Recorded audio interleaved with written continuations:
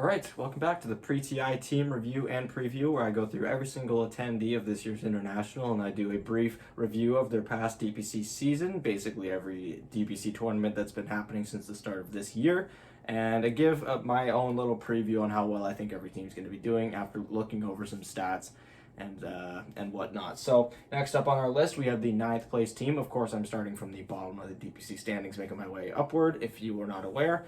And we have done every single team below Aster at this point, and now we've made our way up to ninth place, where, like I said, we have Team Aster, who again is another team, one of four teams that were tied at 800 points that qualified to this international based off of DPC points.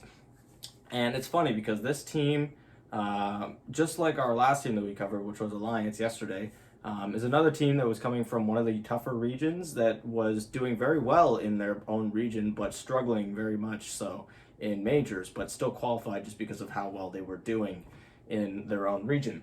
So jumping into it, starting with Chinese Season 1 DPC, like just exactly the same as Alliance, although they had a better record than Alliance. They finished second place in their region. They were technically tied for first place. However, they played against IG for the tiebreaker and they lost that 2-0. And we'll cover that as we go. But regardless, they finished second place in the Chinese region, which is quite impressive. Of course, China is probably the most stacked region at the moment, and I don't think I'm being groundbreaking at all by saying that they have 5 teams going to TI for a reason. They're a very strong region, and I think that all 5 of those teams absolutely deserve to be there too. I don't think that it's like some other regions where some of the weaker teams got in. I'm not going to name any names, but anyways, yeah, so they finished second place in the region. They qualify for the first major, where they go right into the group stage, and luckily, because of how terrible Alliance did in that group stage, despite the fact that these guys did not do all that well either, they make it to the lower bracket, where they immediately get eliminated. So in the group stage, counting only the series that they played against TI10 teams, they go 1-1-3 in the best of 2s, and they go 0-1 in their only best of 3 of the tournament. So just like Alliance, you're not expected to have a great tournament every single time. One major is not enough information to base your entire team off of and all the success of your team. Obviously, they came pretty close to topping the entire region, so things are still looking good. And things do continue to look good when they finish number 1, this time uncontested, of the Chinese region once again, with a 6-1 record. They earned themselves 500 more DPC points. So right there, they have 800 DPC points. At this point, they weren't clinched yet because other teams could still catch them, but this would end up being enough points for them to get into this year's international. However, things do not get better from there when it comes to playing against teams from other regions, as they once again flop out of the major in the first round. Firstly, they start in the upper bracket and they play against T1, who I think is one of my favorite teams going into this international when it comes to teams that I'm predicting to do very well. They've looked absolutely fantastic ever since the second season. So yes, they get knocked out of the lower bracket by them, and then they get knocked out of the upper bracket by T1, sorry, and then they get knocked out of the lower bracket immediately after by I believe it was let's see here. Oh, I don't even know if yes, that's right. It was TNC Predator. I don't have them on the board here because they're not another team attending TI, and I wanted to keep it strictly teams attending TI for stats that I'm covering. So yes, with that, we'll segue our way into those matches now, which is pretty much. With that, we will segue our way into those games now, and because Aster is a team that played in both majors and played against, or played in 2 seasons with the most teams attending TI, which is China. There wasn't going to be enough for me to fit every single match on the board the way I was laying it out before. So this time I split it down the middle. All the information that I had posted on there before is still here, other than the dates. Before, I was putting the days when all the matches happened. I wasn't able to fit it on there realistically, but all the matches are still in chronological order. So it shouldn't be all that important. If you know when each match took place roughly, then that should be good enough. Yeah, so in Season 1, like I said, in the seasons, they did very well for themselves. They beat some pretty big-name teams, such as PSG LGD. They beat 2-1 at the start. Elephant, I don't think is one of the bigger-known teams, but I had covered them in a video, and I think they're definitely still a strong team. Definitely not to be taken lightly. They beat them 2-0. They actually lose 2-0 to Vici Gaming as well, but the next week they beat IG 2-0. And with that win, they tie themselves for first place with IG, and the very next day they played a tiebreaker where they lost.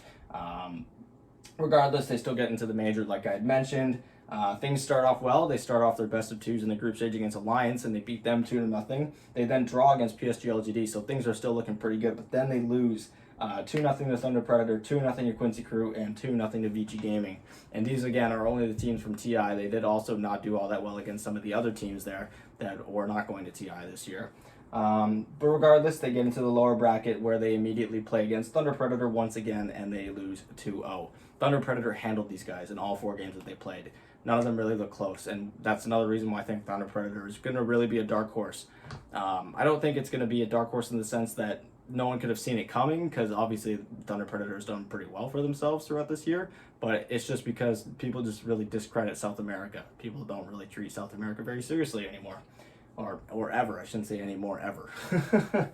Anyways, looking now at some stats. So, of course, I'm pulling the stats from all 35 of these games, where in total they went 17 and 18, so slightly below 50%, but a very large pool of games to pull stats from. So, a lot of these stats should be pretty reflective of how well these players like to, or this team likes to play on either side, on either pick order and whatnot.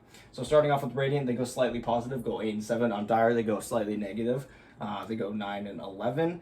On first pick, they go 8 and 11, and on last pick, they go 9 and 7. So they do go positive on Radiant and last pick.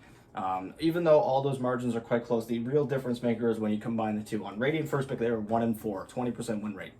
Pretty bad. Although it's a small sample size, 1 and 4 is still pretty considerably bad. Radiant second pick, they go pretty damn positive. Like I was mentioning, they did like Radiant and last pick. They go 7 and 3 total on that. So quite impressive. On Dire, they go an even 50-50 with 7 and 7. And then on Dire second pick, they go 2 and 4. So slightly negative on Dire second pick. On game 1s and game 2s, they actually both go 7 and 9. But in game 3s, they were perfect 3 and 0. So in deciding games, if they managed to get themselves there, they were very good at clinching that last game. It was really just a problem more of just getting to that third game. And now for games that were less than 40 minutes, they were 8 and 11. And for games that were over 40 minutes, they were actually 9 and 7. So they tend to prefer games that are longer than 40 minutes, which is very good for them because their average match duration is slightly higher than 40 minutes, which means they have more of a chance of, if they can keep their average match duration high in those games where they prefer playing late, I think they have a good shot at taking some games home and taking some games late.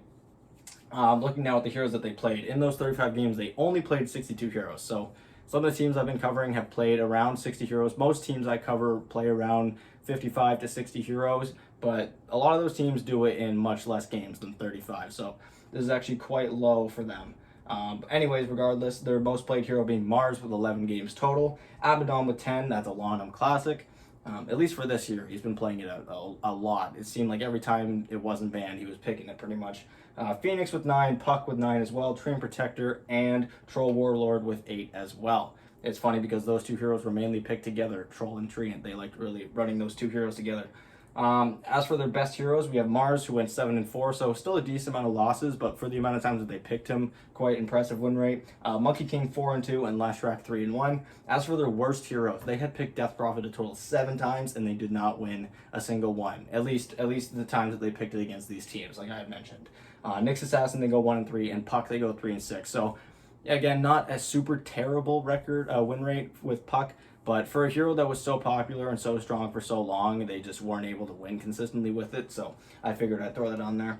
Looking at the heroes most banned by them now, they banned a total of 64 different heroes. Oracle, they had banned 15 times. That is one of the weirder heroes that I've been seeing, considering a lot of what's been popularly banned has been like Timbersaw, Brood Mother, Winter Wyvern, AA, Puck, stuff like that. So Oracle kind of came out of nowhere. Morphling with 10 bans, and then Troll Warlord with 9. And then finally they had Abaddon banned 16 times against them. So almost half of their games they had Abaddon banned against them. And for good reason, because every time they didn't ban it, pretty much, they had it picked against them. With 10 picks on it, plus the 16 banned against, plus a few bans for, it was pretty much contested in almost every single game Aster played. It didn't seem to matter whether the meta shifted or not. They just really loved this hero for Lonum. He would first pick it all the time. Following that, we had Io with 13, Monkey King with 12, Lena with 11, which is a notable hero for White Album. They were banning that a lot in Season 1 when they first started playing against him. It's one of his classic heroes. And then Timbersaw with 10 bans as well. Looking now at their active roster, Starting off with their one position, they have Monet, who the furthest he has ever gone at an international was finishing third place in TI7 with LFY. That was that run that they had when they ended up getting stopped by Liquid in the lower brackets. White Album is actually the only player on this team who has not been to an international. He's actually a fairly new player, so this is going to be his first TI. Best of luck to him. He's some fresh blood on the team, so we're hoping he can hoping he can provide a new dynamic to this team. Not that they necessarily need it, but it's really fun watching new players. Just the way that they can change the game, even though it's been played so consistently over the past decade. We have XXS, who's the highest he's ever played. It was the same as Bobica or Borax. They both finished 5th and 6th place at TI7. They have been to, I believe, 2 or 3 TIs, one of which they only made to the group stage. They got knocked out. I think it was the year after when they were with IG at TI8, but they have still made it pretty far in TI as well. And then, of course, we have Lonham, who has been to 8 of the past 9 TIs. So pretty much every single TI that's been completed, except for TI7, he has played in, and he's done quite well for himself as well. Because Lonham is such a GOAT and such a legend, I actually decided to list all of his because it's so impressive. Starting off at TI1, he finished 2nd place at an eHome. That was, of course, the first ever Grand Finals where they lost to Na'Vi. At TI2, they finished 5th and 6th with eHome again. TI3, he actually falls down at 13th and 16th. That was with Rattlesnake. At TI4, he finishes 4th place with Team DK. And then TI5, he gets back down to 5th, 6th, but he's back with eHome. He finished 5th, 6th again at TI6 with eHome. Again, he misses TI7. I think he was going through a little bit of a coaching phase for Vici at that point, but he wasn't actually listed as a coach for them when they played at TI7. So at TI8, he finishes 9th to 12th place with Vici Gaming. That's when he actually gets brought on as a player. And then, of course, at the last international, he finished 7th and 8th with RNG. Again, the guy's a total legend. He's one of the greatest to have played ever played this game. To have been around for literally a decade now and still be playing some top tier Dota is truly remarkable. So we can only hope that he goes far in this tournament too. And I gotta say, the guy really deserves a win. And he's on a pretty good stack right now. He's on a team that has shown that they can win and stay competitive. So I'm really hoping he can pull through this year. Finally, finishing up things up with some team averages, some team stats. Their average GPM was 2252, XPM 2732. Their average KDA was a pretty modest 3.6, and their average match duration was a pretty good 40 minutes and 22 seconds. So yeah, that's Team Aster. Again, kind of like the same thing as with Alliance, where they were doing really well in a pretty competitive region, but haven't been able to really succeed against other teams from other regions. I think between Alliance and Aster, I think Aster has more of a chance of really breaking through. There's something about this team with the experience while still having a lot of fresh new blood on the team. I really like this team, and I just really want to see them succeed. They've shown that they can take some games off of some really good teams, but they just haven't been able to show it on an international stage yet. So anyways, let me know what you guys think. How do you think these guys are going to do? Do you think they're going to go on a big run? Do you think they're going to flop? What do you guys think? Let me know in the comments down below. And don't forget to subscribe, as I'm going to be posting every single day until the end of TI. So pretty much for the entire next month, I'm going to be uploading every single day. So if you don't want to miss out on that content, be sure to subscribe. And of course, after this video goes up, I'm going to be covering Team Secret next. Yes, the European superpower Team Secret. I'm going to be making a review and a preview for them next as I make my way up the DPC standings. So again, if you don't want to miss that, please subscribe. And feel free to share the video if you really liked it. So anyways, thank you guys so much for watching, and I will see you guys tomorrow. Bye.